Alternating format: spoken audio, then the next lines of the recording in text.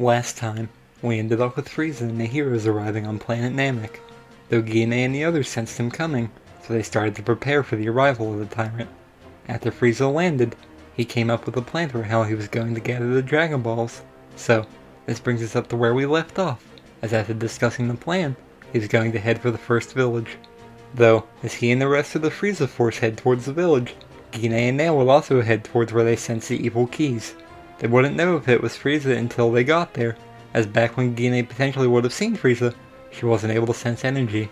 Now that she can, she wouldn't know that it was Frieza since she would have no idea what his energy felt like to realize it's him.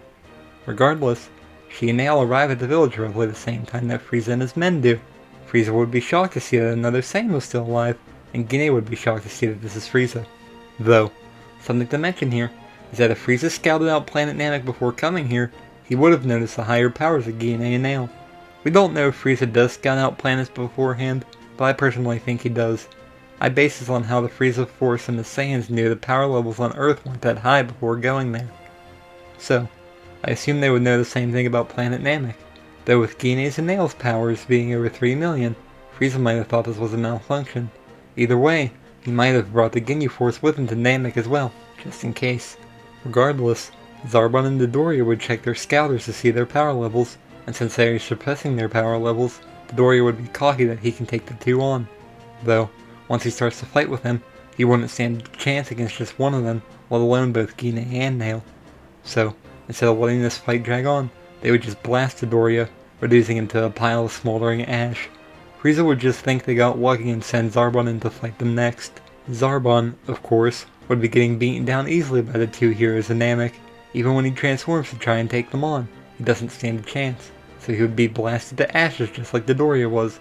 Regardless of what henchmen Frieza sends the two, they would meet the same fate that Zarbon and Dodoria did, so Frieza would have to resort to sending in the Ginyu force to take on the two. However, before I get into that fight, I'm going to talk about what Krillin and Gohan would be doing, along with what Vegeta would be doing during this time. Krillin and Gohan would have started going from village to village looking for the Dragon Balls by using the Dragon Radar or Bulmas. Since Krillin and Gohan were going about this peacefully and wanted them for good reason, which was to revive their friends, the village elders would willingly give up their Dragon Ball. Theoretically, it shouldn't take them long to gather the first 5, as the Frieza force would be dead and Frieza and the Ginyu force would be distracted, so nothing except Vegeta would get in their way. Speaking of Vegeta, after he landed, Kui landed shortly after him as well, which, as usual, when Kui seen his energy on the scouter, he flew after the Saiyan Prince. Then when Kui lands behind him and starts to talk with Vegeta, he would still be cocky as he thinks he and Vegeta are at the same power level. Vegeta would still reveal he learned how to hide his true power, so once he powers up, Kui's scouter would still explode. Kui still tries to join with Vegeta, then eventually tries to trick him that Frieza is standing behind him. Regardless, Vegeta easily beats him down and still causes Kui to explode with his dirty fireworks. After defeating Kui, Vegeta would check his scouter and notice Dodoria's and Zarbon's powers disappearing. He would be curious about this, because he wouldn't believe that the heroes would be able to defeat those two. Though, assuming he didn't destroy his scouter, when it eventually read Gine's and Nail's power, it would explode. This would make him even more curious, especially now that he can sense power. He would be curious who these people with the high power levels are. So, instead of searching for the Dragon Balls right now, he flies off towards where Frieza and the others are. Anyway, back with Gine and Nail, they would be getting ready to fight the Ginyu Force, which the members of the Ginyu Force would still try playing rock, paper, scissors to see who gets to fight who. This game of rock, paper, scissors gives time for Vegeta to arrive, which Gine would be shocked to see Vegeta, but also would be hopeful that since he's alive, Raditz could be alive as well. Regardless, they wouldn't get time to discuss anything, as they would have to fight the Ginyu Force. Frieza would have already known Vegeta would be considered a traitor because of him killing Kui, so he has the Ginyu Force attack him too. From the game of rock, paper, scissors, it ended up with Recoome being the one that gets to fight Vegeta, as per usual. Recoome would tell Goldo to take care of the other two, though when using scouters to scan their power, they would obviously break and just think it's a malfunction. Regardless, Goldo wouldn't stand a chance here like he did against Gohan and Krillin. He would have a much harder time trying to freeze both Gine and Nail, which, even after they are unfrozen, they are much faster than what Gohan and Krillin were, so they could easily catch up to Goldo. Eventually, they would be able to kill Goldo by blasting him before he got the chance to refreeze the two. As for Vegeta fighting Recoome, he would only have a power of 24,000 at this time, since he wouldn't have gotten the Zenkai from fighting Zarbon like he did in the manga.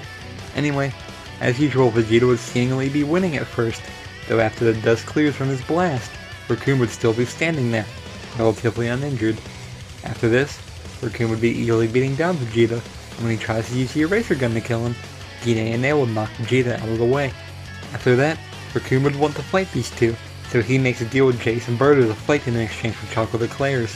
Though, this fight wouldn't go in Raccoon's favor whatsoever. He couldn't stand a chance against these two, so he would easily be getting pummeled.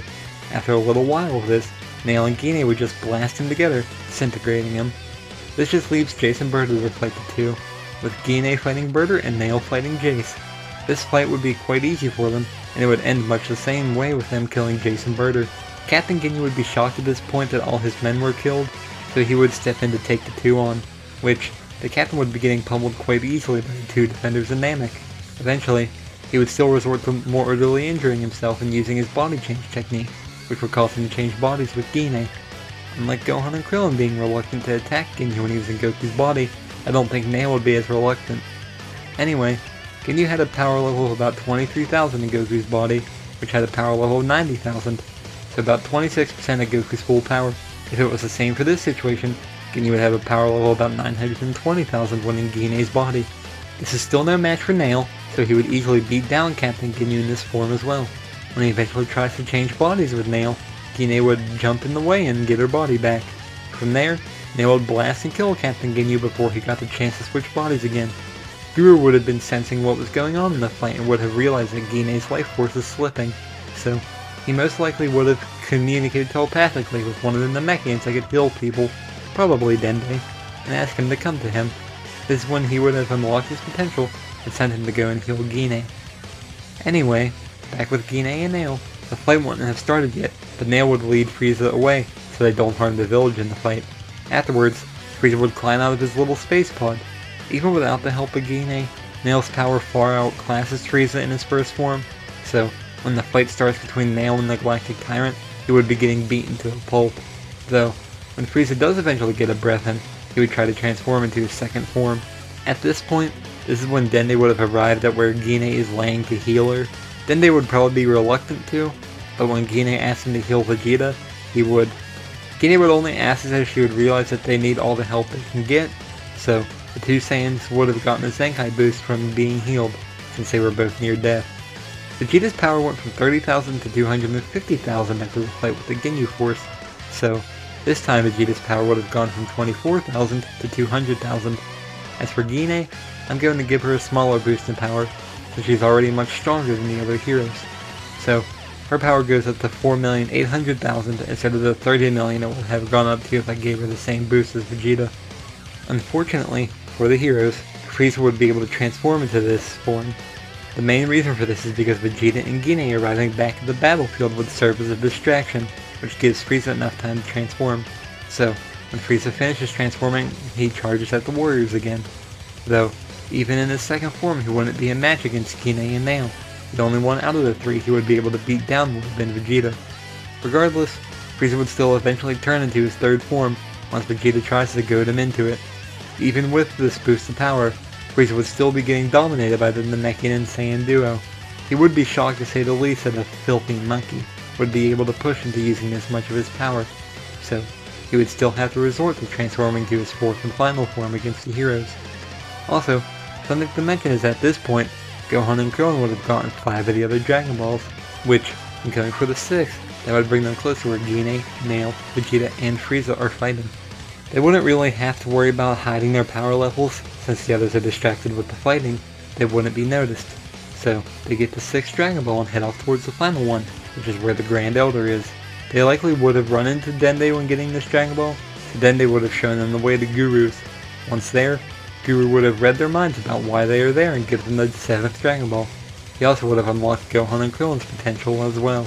Back with Gine, Nail, Vegeta, and Frieza, the Tyrant would be getting down in his initial power in his final form. Though after a little bit of this, to overpower the warriors in their combined power of 8,400,000, Frieza would go up to 10% of his power, or 12 million. This is when the Tyrant would start to toy around with them, since they would no longer be able to get a hit in on him.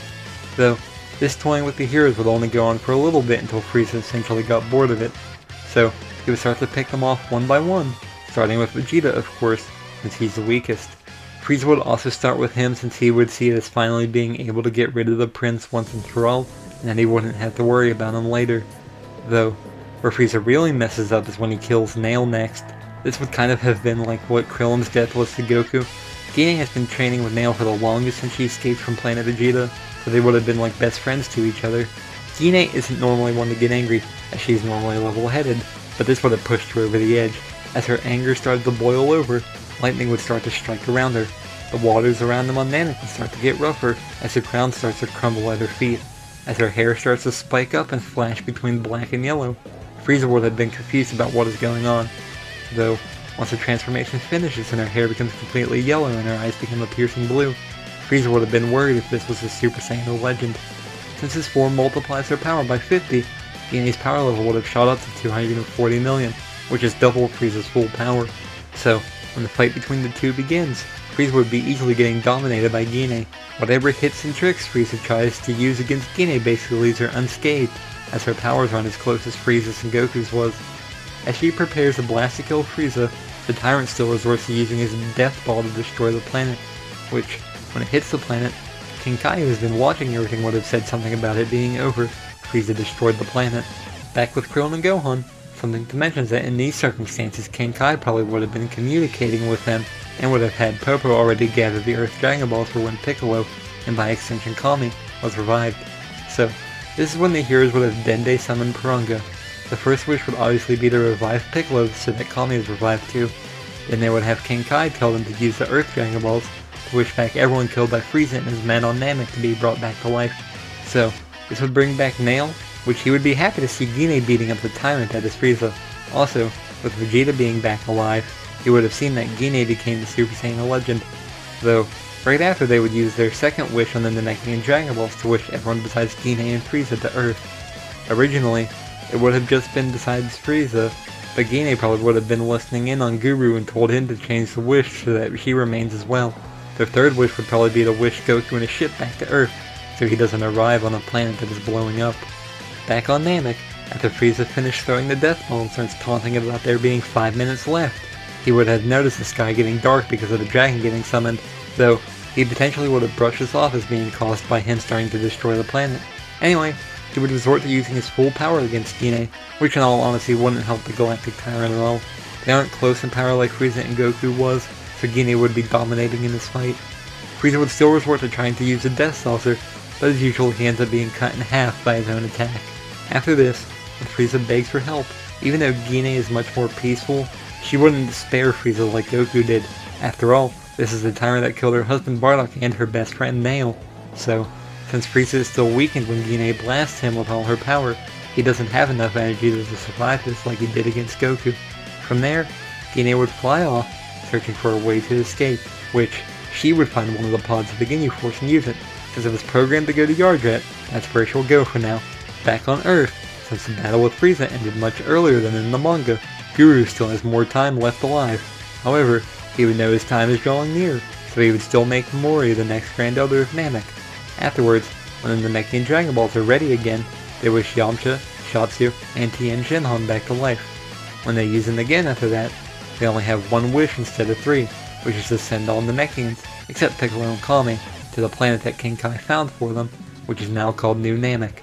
Since Goku missed out on all the action on Planet Namek, the heroes would fill him in on what he missed and talk about the mysterious warrior who defeated Frieza. Goku would be curious who this was, since it sounds like they would be a strong fighter. As for Vegeta, even though he didn't really help the heroes as much in this timeline, he would still be on Earth since he has nowhere else to go. Which, is where I'm going to be leaving this part for right now, as it seemed like it would be a good stopping point.